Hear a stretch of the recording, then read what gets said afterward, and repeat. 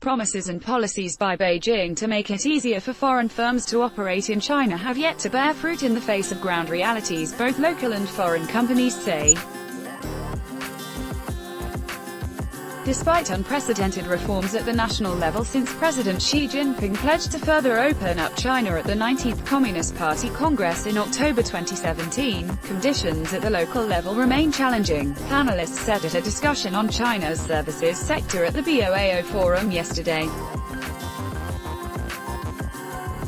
For instance, worldwide insurance giant Allianz was last November granted approval to become China's first fully foreign-owned insurance company.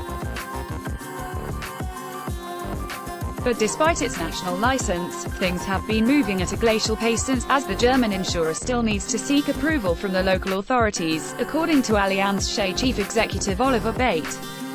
The licensing process is extremely slow. In reality, the market has not opened up, he said. If you want to bring foreign know-how here, we need to dramatically speed up the licensing, particularly in the provinces.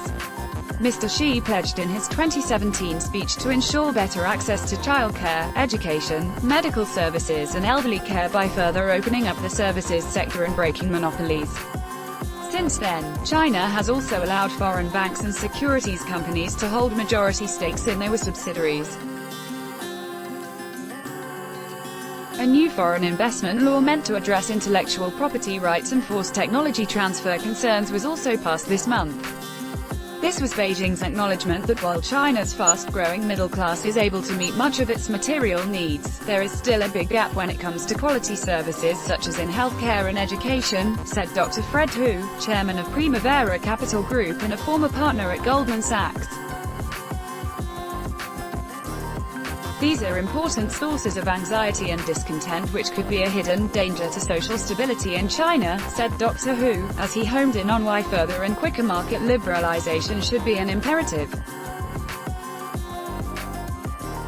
Competition thus needs to be stepped up so that the Chinese people will have access to higher quality services, he added. Since there is already the political commitment, the relevant authorities must translate the promises made by our leaders into action and refrain from obstructing or impeding implementation of greater openness, he said. Vice Mayor of Beijing Yin Yong told the event that the government recognized the importance of developing its services sector, which he admitted still lags those in most developed countries, and is pushing hard at reforms. Services account for about 75% of gross domestic product in such countries, but last year they made up just 52% in China. While the United States imports more than 3 times as many goods as it exports to China, the numbers are flipped around when it comes to trade and services. The government is therefore incentivized through preferential policies to open up competition in services, not just to increase China's trade competitiveness but also because a healthy services sector is a stable source of jobs, said Mr. Yin.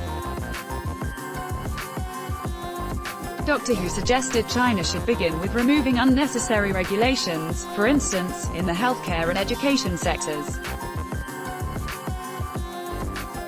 The health department, education authorities, they have been producing too many regulations which are very rigid, he said. Many laws, regulations and policies are quite outdated, but they persist on those outdated policies and are reluctant to change.